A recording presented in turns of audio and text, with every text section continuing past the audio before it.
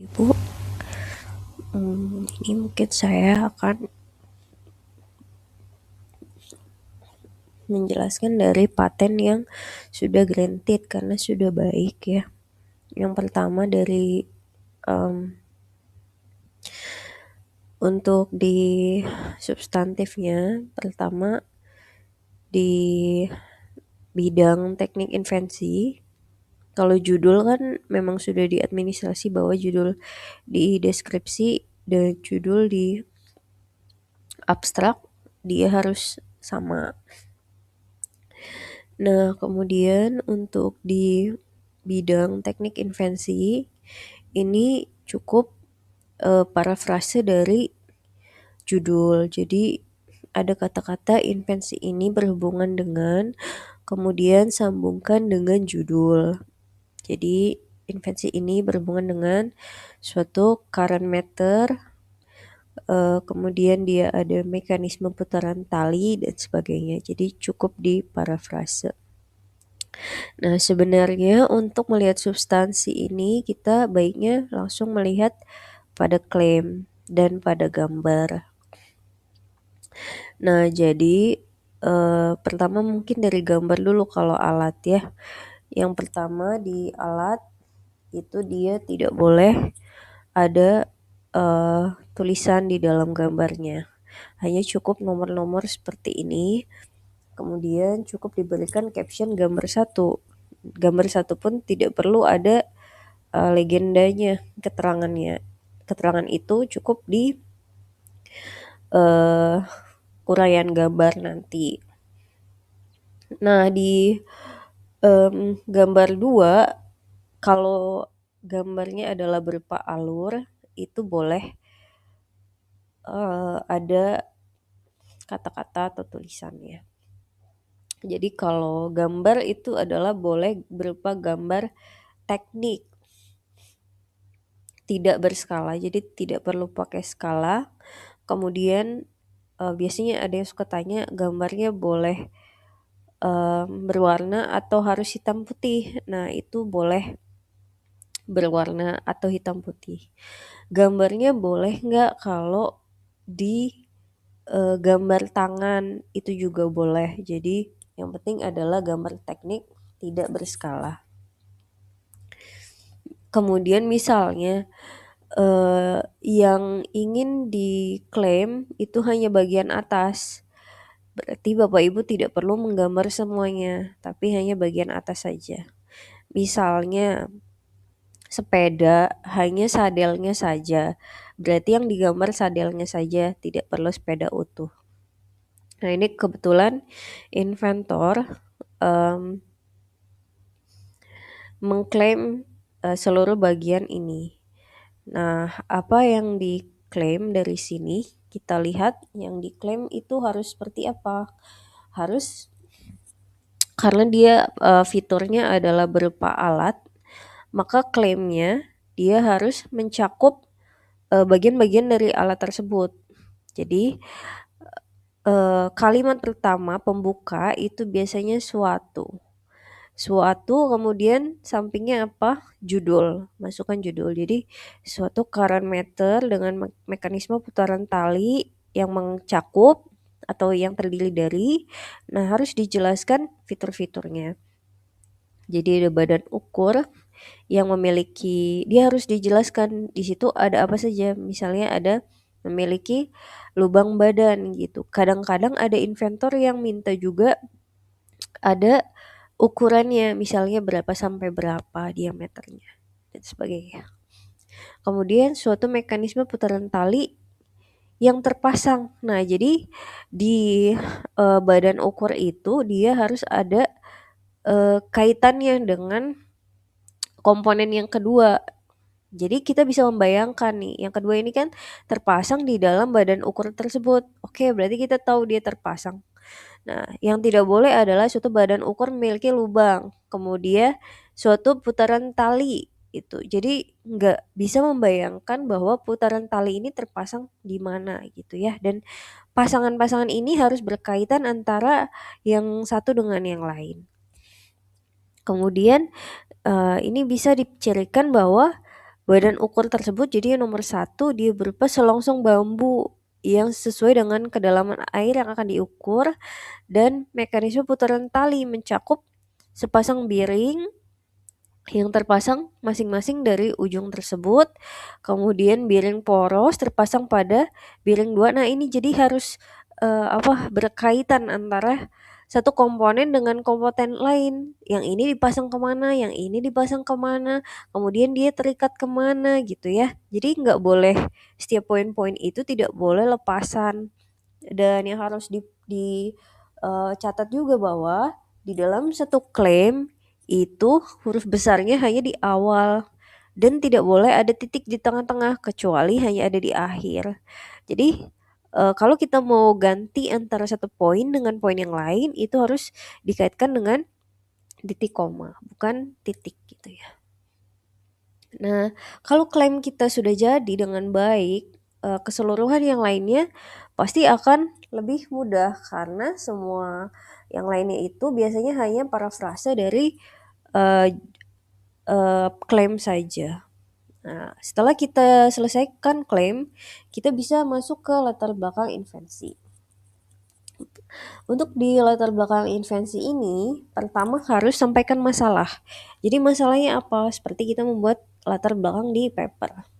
Invensi ini menjadi bagian penting. Kenapa? Karena atau misalnya latar belakangnya debit air, memiliki masalah dan sebagainya gitu ya.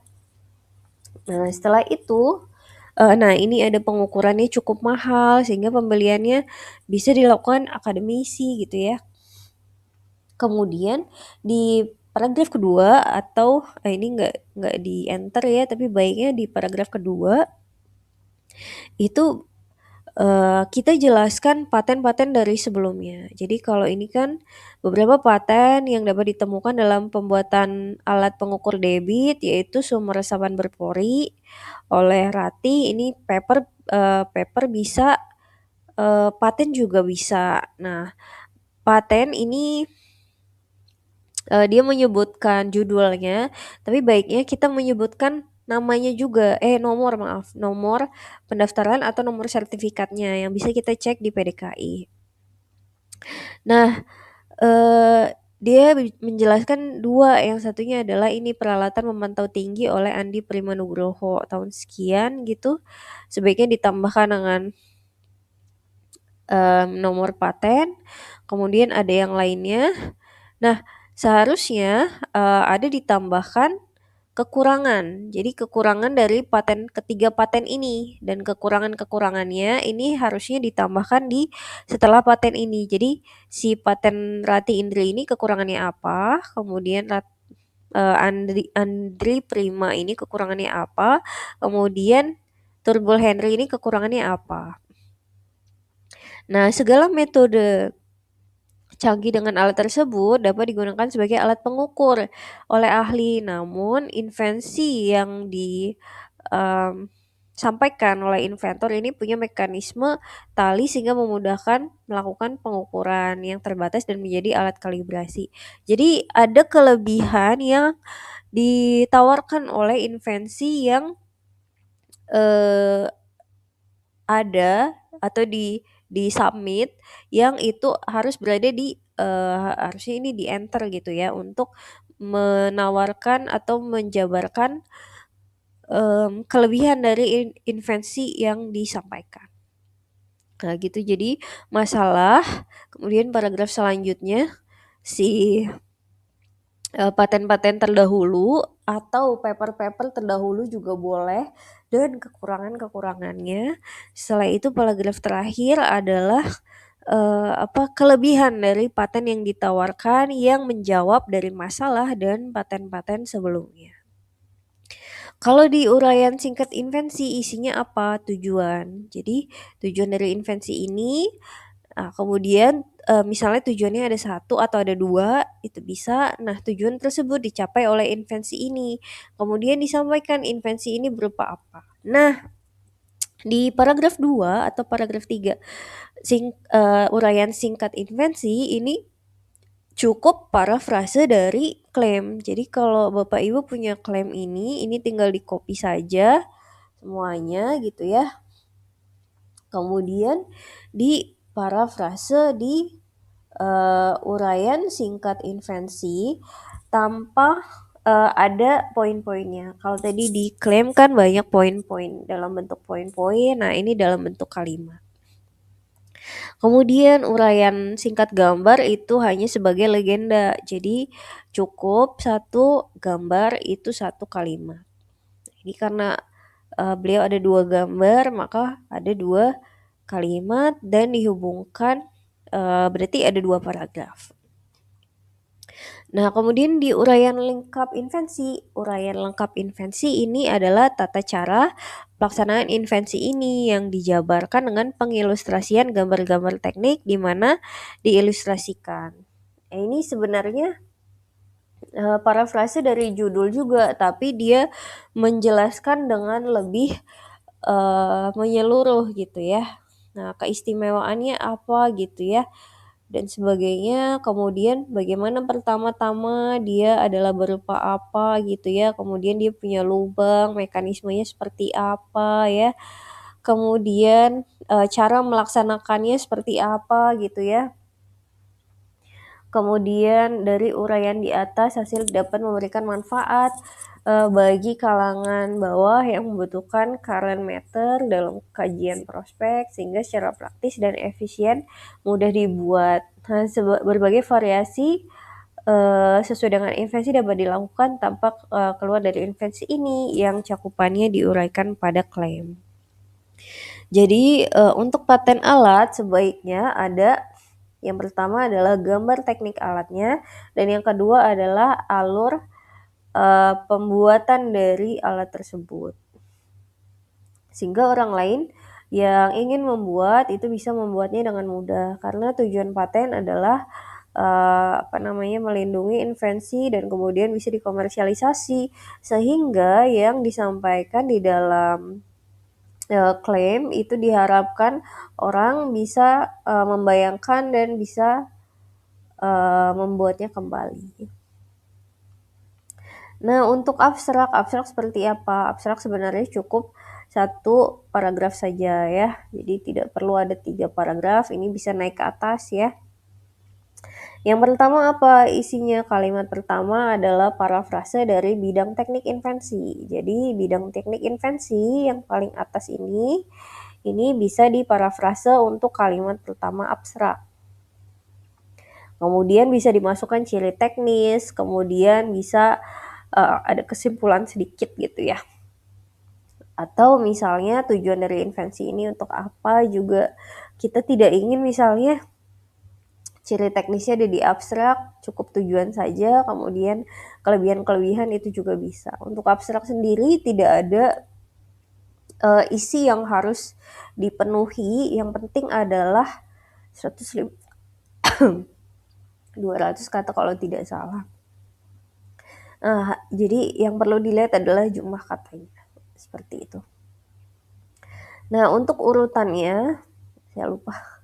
Untuk urutannya adalah judul, kemudian bidang teknik invensi, latar belakang invensi, uraian singkat invensi, uraian gambar, uraian singkat gambar.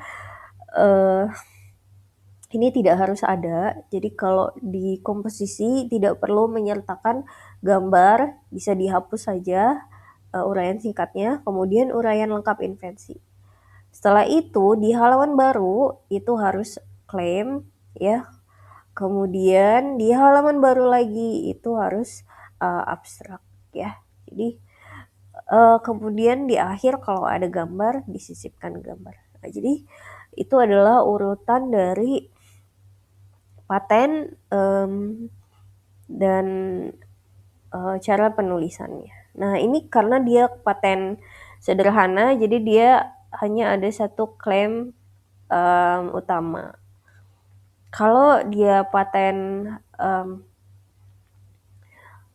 biasa itu bisa misalnya ini dia komponen-komponennya apa saja, kemudian misalnya bahan klaim yang kedua bisa bahan-bahan dari baling tersebut bisa meliputi apa komposisinya ya.